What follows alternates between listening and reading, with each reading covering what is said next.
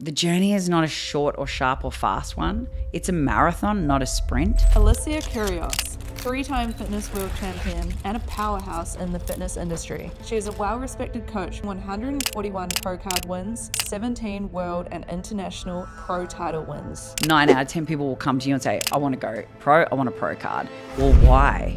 Why do you want the pro card? What does it mean to you? What's your driving force? And we like to come from the place of knowing the why first. The most successful people are intrinsically motivated by reasons and whys that are much deeper than aesthetics and approval. If you can just battle it out, on the other side of that level of discomfort is going to be some pretty beautiful moments of improvements. Yes, this is going to be a future champion. Welcome back to the Comp Closet podcast. Thank you so much for tuning in. I'm here with the incredible 3-time fitness world champion, Alicia Kyrgios. She's also an incredible comp prep coach and my coach as well. Welcome. Thanks for having me, babe. What an introduction. Like, how do I even go after that? Yeah, no worries. How is Peak Week going for you as a coach? Well, I think Sarah kind of has a bit of a feel for how Peak Week's going and how crazy it is. And also mum life over here, because she messages Christos, is Ali on her way? I'm looking down as I'm looking up at an athlete who's, obviously half naked standing there for me to critique, going, oh my God, what day is it? That can't be today. That's tomorrow. So here I sit in all my glory, tights and a mum bun. That pretty much sums up how Peak Week's going. Hectic, busy, crazy, but super pumped too. I'm so excited. Every single time one of them walks in and I'm assessing, I'm like, I'm pumped for you, because I know what we've gone through to get to that point. I know the challenges that each individual has undertaken, and I can see the fantastic improvements in their physique. So for me, it's like that mother hen moment of, hell yeah, I'm pumped to see this individual take to the stage. So Peak Week has been beautiful chaos is probably the best way to describe it. Beautiful chaos. Yeah, exactly. Very exciting. And for the listeners, can you give a bit of a background on your competing history and also how you got into coaching? So I was saying to Sarah offline, this is a bit of an OG moment. We're digging into the files now. I went pro in the very first show that was brought to the shores in Australia in 2013. So that's going back, actually, 2013. It was early. And I had been prepping for that moment for several years and competing in other federations first before I came to that one. And I've got to admit that competing for me was one of the things that cemented what I was already doing in this industry and in this space further. The whole concept of taking a physique and cultivating it and crafting it and growing it and transforming it and then showcasing that on a stage. There's just something so beautiful about the process. So I fell in love with the process myself. I fell in love with taking others on the journey to do the same thing. And, fast forward, I've been doing this for 14 years now. So fast forward 14 years and here I am still doing what I love on a much bigger scale. And now obviously moving into a beautiful new chapter with this amazing new brand that we're all so excited to be a part of. And I just can't wait to see the inaugural show this Saturday. It's going to be a big one. Yes, I'm so excited to watch it as well. I think the hype is so high for this show and everyone's so positive. So, yeah, it is very exciting. So you've obviously traveled around the world and you will be this year as well, coaching and competing and things. How has competing elevated your business? Look, it's a bit of a funny story, actually. I started out mainly working only with athletes and, competition-based clients. So I had a couple of performance facilities. We used to run boot camps. We had an element of a Gen Pop client base, sure. But I had a lot more athlete focus and performance focused clientele. So for me, the change in my business has actually happened since COVID, where we've actually grown a little bit more of a general population arm to it. And now I really enjoy working with both sides of the coin. But competition itself has probably elevated the business in the sense of year-on-year improvements in the athlete themselves. So it's been a wonderful thing to see the evolution of the competing landscape, the evolution of the categories and the physiques and the conditioning levels that we're going to. And being part of that trajectory, it's been really, really rewarding. So I think I've started out there. It didn't necessarily change too much over the years, but I've seen the evolution of it, and we've been, just along the ride the whole way. And it's been a really wonderful thing to watch. It's getting more and more competitive. I mean, if we look back at what the competition landscape looked like 5 years ago alone, in the last 5 years, it's leaps and bounds ahead of where it was. Yeah. So I sort of think for anyone that's been in the industry a long time, they'll agree with me on that. And for anyone new to it, just know, hey, you might be daunted by that level, but I think it's only going to continue to rise. Yeah, exactly. And how have you managed to stay so relevant in the industry for all these years? Because I'm part of the furniture and I'm still here. Look, I think first and foremost, I'm a highly educated person who loves education as a whole.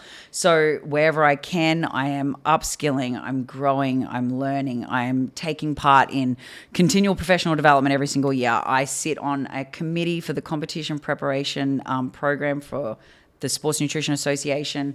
I'm stepping into a career advisory role with them. I really love all things nutrition and training, so I immerse myself in that. And then I think, over the years, it's been about really, truly learning how to connect in with the athlete around things that are not just training and nutrition.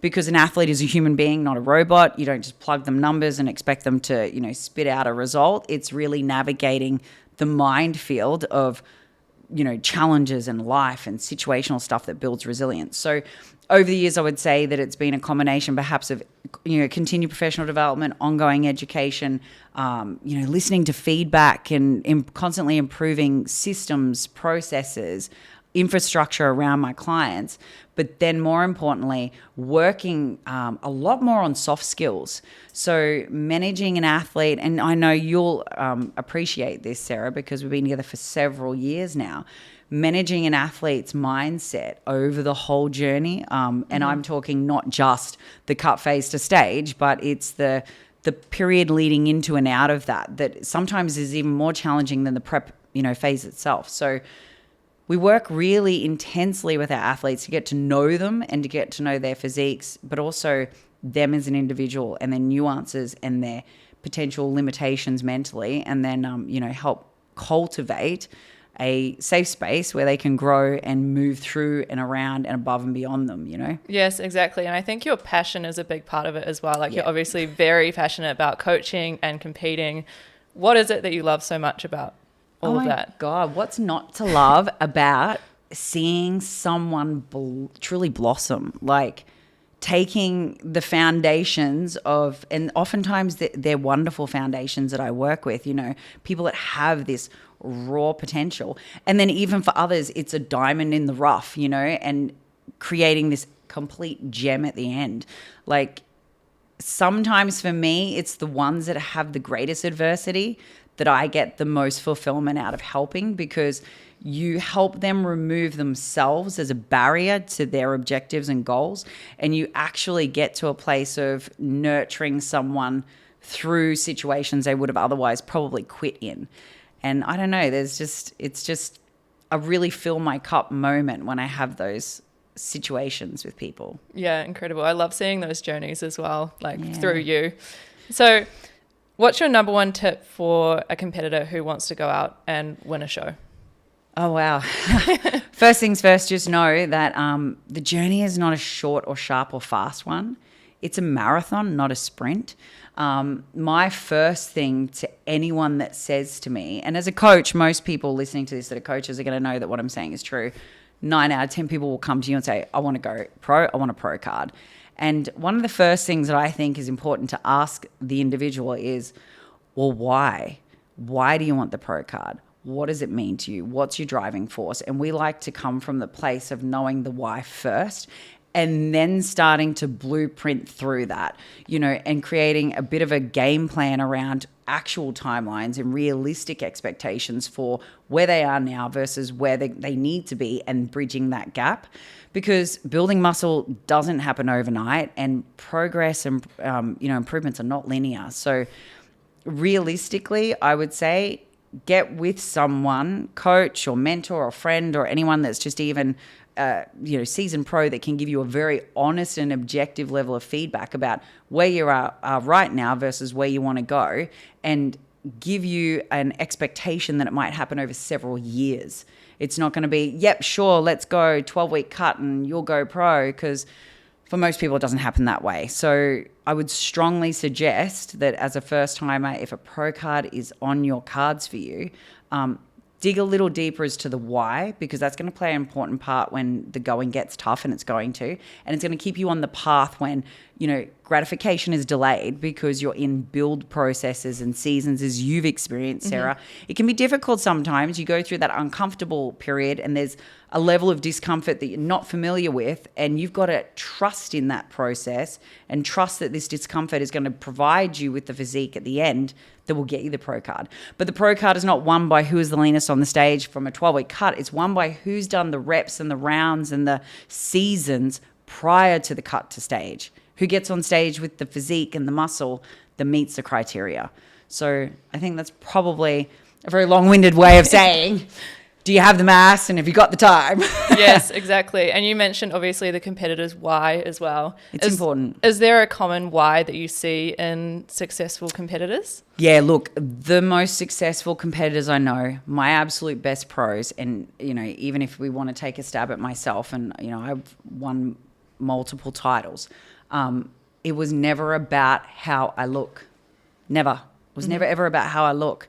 It was about building the strength and building the resilience and seeing my physique change and challenging myself and breaking barriers and breaking limits and crashing through glass ceilings that people would like to have imposed upon me. It was never about how I looked. It was never about acceptance of others, and it was never about being judged by others with a level of status. It was never those things for me. So when I get people that come to me and they are just fierce internal competitors with themselves, and when they are seeking, just a mass and intense level of personal development and growth, and I'm talking as a human, not just as a bikini body, they're the ones that I get pumped for, because I'm like, yes, this is going to be a potential future champion. Yes, exactly. This is someone who is coachable to the highest degree.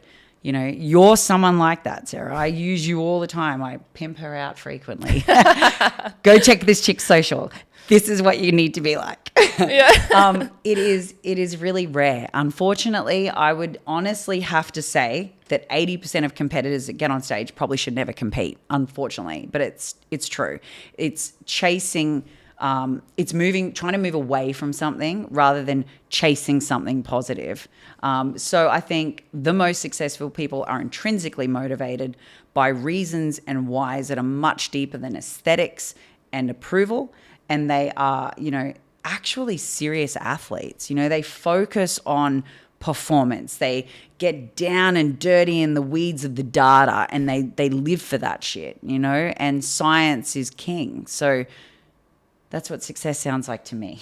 Yeah, for sure. And what advice do you have for someone who potentially needs to enter a build phase, but they're scared to gain that body fat and go through that process? This is so many ladies. Look, and I even say to all of my team, I had my first season of discomfort, and I remember exactly what that felt like. And it's not easy, and it is not kind. You definitely have internal dialogue at times you've got to catch yourself on and pull yourself back from, and that's where having a really good coach helps, and even just a really understanding support circle. But I would say just know that on the other side of that very temporary, and 9 months to grow is not long. Building natural muscle takes a freaking long time. So if you're going to go through a 9 or a 12-month building phase, it's not a substantially long period of time. It's a very temporary blink of the eye, really. So if you can just battle it out, on the other side of that level of discomfort is going to be some pretty beautiful moments of improvements, you know. And when you peel back the layers, and hopefully you don't go getting too messy in your off season, there's no need for that. But when you do peel back and show that conditioning, you'll really be grateful for the time you spent fueling yourself for the performance and actually, you know, allowing adaptation to occur, because you will come back with the improvements that the judges have either told you to go get or made the improvements prior to your first stage so that you actually get a top 5 placing in your very first show. Yeah. You know, because that's what separates people at the top. Yeah. Yeah. I think social media is a big part as well. Like so many girls only share lean comp photos or prep content, and you don't actually realize, and I didn't realize before I did a build phase, that, you know, you do actually have to gain a little bit of body fat. And like you said, you don't have to get messy, but you're obviously bigger than you are on stage and you look a bit different. So I think it's important sharing that aspect of it as well. Yeah. And look, I'm doing that at the moment, everyone watching this. So I'm going through a comeback phase post our second child. And instead of rushing back to stage just to do something that people thought was crazy to show that it could be done, I'm now going to do the smart thing and actually practice what I preach. And I have not dieted, and I'm sitting here with a chubby mum face, and who freaking cares, because I'm building back my booty, people. And, you know, regardless of training all the way through pregnancy, you can't train the same and you will still lose mass. And I definitely did. I actually just went and got my DEXA done, compared it to my last season of competing. We've now established that it's exactly 3.1 kilos of difference between when I won my last world title in the Bahamas and now. Now, is that a crazy amount of mass? Look, it's a decent amount, and it's definitely going to be, you know, work for me to get it back. But I do have muscle memory. I've sat at that size before and for a while, right? And was super conditioned and had decent, you know, muscle building phases over a course of about a decade. So I'm hoping I have sufficient time, but everyone listening to this is what I'm talking about. I'm talking about hoping I have sufficient time to recover 3 kilos of mass that I've already held before, so it's not building brand new space. And I'm hoping to do that in the next, it's going to be just over a year before I cut. What are your plans for competing?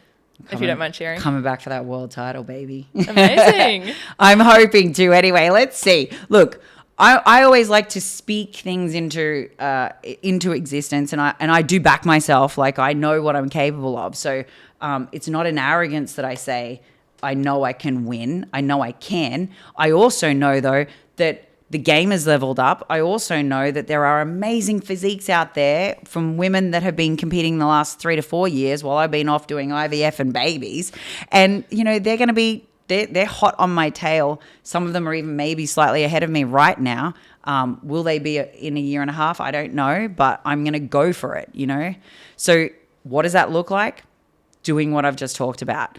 Eating all the damn food, not dieting, sitting here in tights and a sweatshirt because everything else doesn't really probably fit me in my wardrobe. But hey, and you know, and laughing about it. Like I'm taking it quite lightly. I'm just leaning into it, and I'm sharing it all on my social media. So anyone who at the moment is really scared to go into a build phase, just follow my ass, because I'm going to show you all of it as it grows in all its glory. And hopefully it will just give you, because I like to take the mickey out and everything. As you can tell, I have a sense of humor about a lot of scenarios that most people find uncomfortable, because it's how I work through things.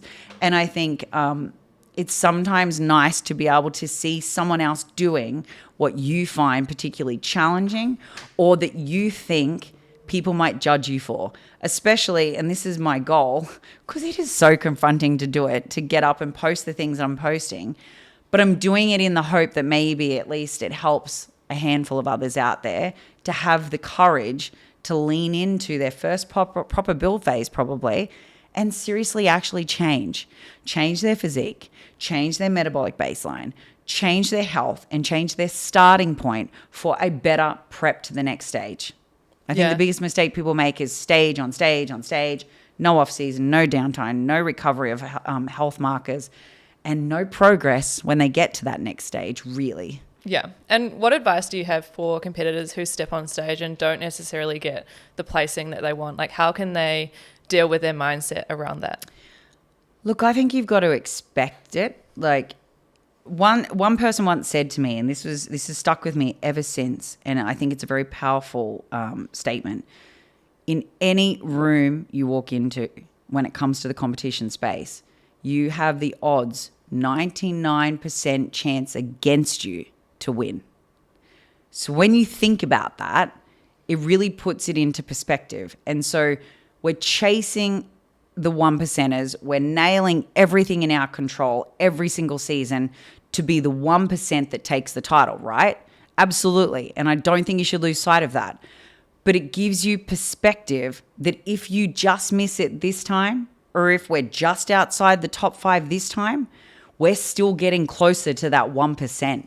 And knowing that it's 99% against you to win there's a level of comfort in that sense, that when you don't win straight away, it is okay. It's not the end of the world. You're not shit. You're not a failure. You still have potential. You're probably just not quite there yet. And the person who beat you has probably been doing it for a few years longer, has had many more stage levels of experience than you, has been on multiple stages across multiple federations, may just be in a different space of life where their self-acceptance is higher.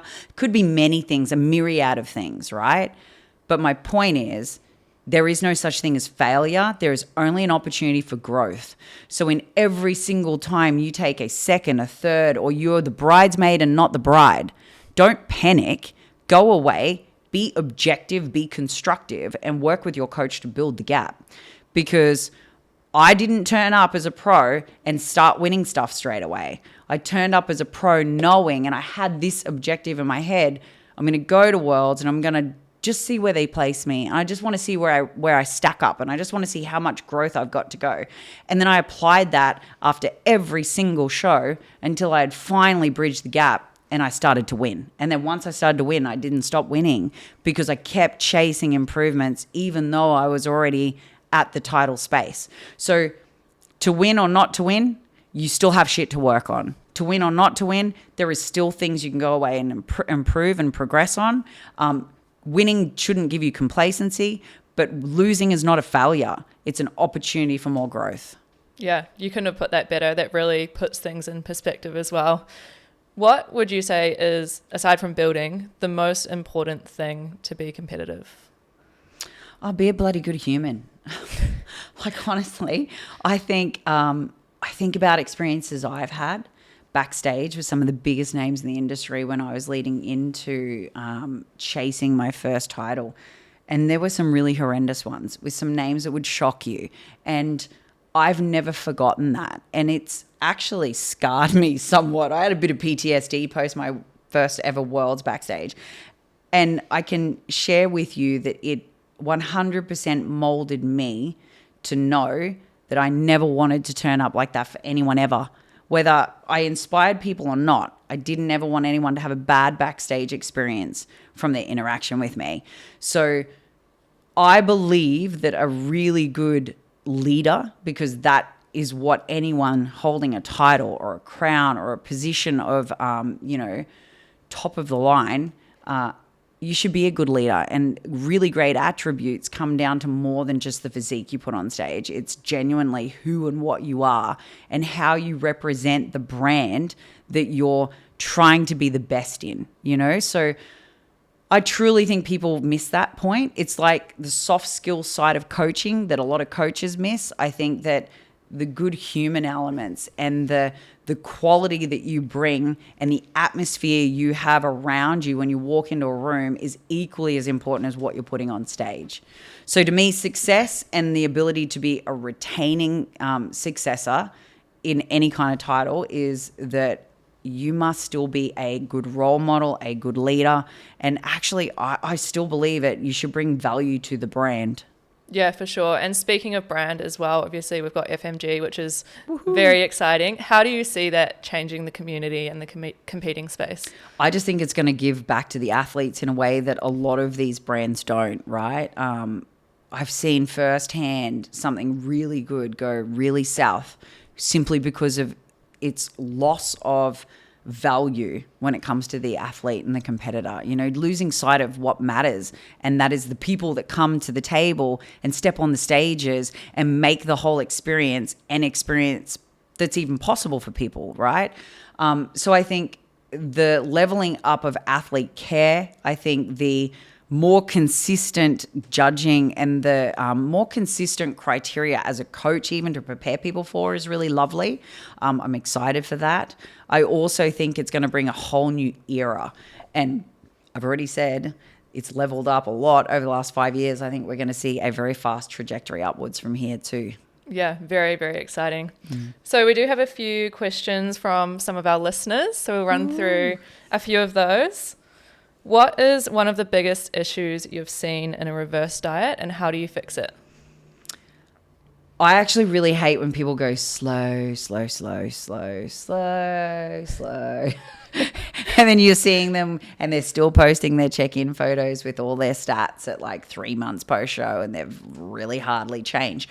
And the reason for that is, okay, are we really worried about gaining excessive body fat levels? Yeah, sure. And you don't want to go and become the Goodyear blimp straight after a show? No. And should you be going straight to the bakery and eating all the food you see just because you can, because it fits in your mouth? Absolutely not.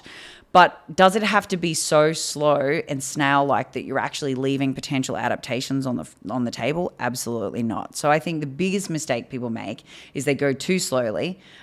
Sometimes that has one of two outcomes. It's either they are too restrictive and then binge on everything and they develop this really unhealthy cycle of eating and relationship with food, or it is they are too slow and they waste time and their next show season is too close and they've lost potential adaptation. So they've lost the opportunity to build mass faster.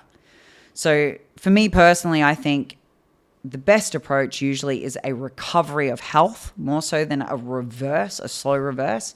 And it would be to go to your true current maintenance as quickly as possible and start to get your health markers back online. Optimize recovery, optimize your, time in the gym, and start getting back to the drawing board of how am I going to improve? How am I going to progress? How am I taking this physique to a whole nother level the next time I get on stage? Yeah. Not to mention, how am I going to get myself back to full health? And is that an optimal time to be building muscle post-show once you've recovered? I always say as long as you possibly can, people, unless you're almost there. And you get this, if you come in second place and we know you're literally almost there and it's just a conditioning thing, mass is fine, then I would say turn around, prep again, go to the next stage you can, like we did when we went to Dallas. It was just get on the next stage with that slightly improved physique because you're going to take it. And you can tell, as a coach, you can tell when someone is right at the precipice or we still have a big gap. And so I think that's going to determine how long you should move into that, growth phase. And then I guess there's a couple of other factors to play with too. When you're already a crowned athlete, it's, do you lose relevance leaving the stage for too long? There's a whole bunch of other factors that come into it, but it's a case by case basis, person by person basis. And I think, a conversation for each coach to look at it on an individual process. Yeah, for sure. And last question, what is the best advice you've ever received? This is a tough one, actually. I've had so many gems over the years from various mentors, but I think something that stuck with me, and this goes back to my university days with one of my professors actually, and he used to say, whenever you're in a moment of self-doubt, you need to look and really look at the people around you and just tell yourself, if they can do it, so can I. There is actually nothing that is outside the limits for you if you set your mind to wanting to achieve it. And it's kind of stuck with me too. So I genuinely just don't believe there is anything, if I wanted to do it, I could go do it. And I genuinely believe that. And I think that's probably the piece of advice I would love to instill upon most competitors, because this unfortunately is a sport that has a lot of people with self-doubt, constantly questioning themselves. And I think it's the thing that brings people undone at the end of a prep. It brings people undone with leaning into a growth phase. It brings people undone all the time. And so look left, look right, and know if they can do it, so can I. Yeah, I think like you said before, though, if you have a good why and the intrinsic reason for doing it, then, you are going to be a lot more successful in the sport. Exactly. Well, you just have a reference point. It's your compass, and that's what I always think of when I think of the why. The why is evolving. It evolves with you. It moves and becomes fluid with time, you know. As your life changes and the things around you that are important to you change, so does the why. But knowing the why is the ability to, in your darkest, deepest trenches, remember and reflect on it, and it pulls you out, you know. So I just think it's super, super important. Get really clear on what you're doing and why you're doing it. Yeah, 100%. Yeah. So for those that don't follow you, where can they find you to find out about coaching and what's your authentic journey as well? Yeah, sure. So Instagram, because I'm just not across YouTube enough. It's my number one thing. I got to get better at it, right? But where do I have time with 2 under 2? Trust me, it's tough.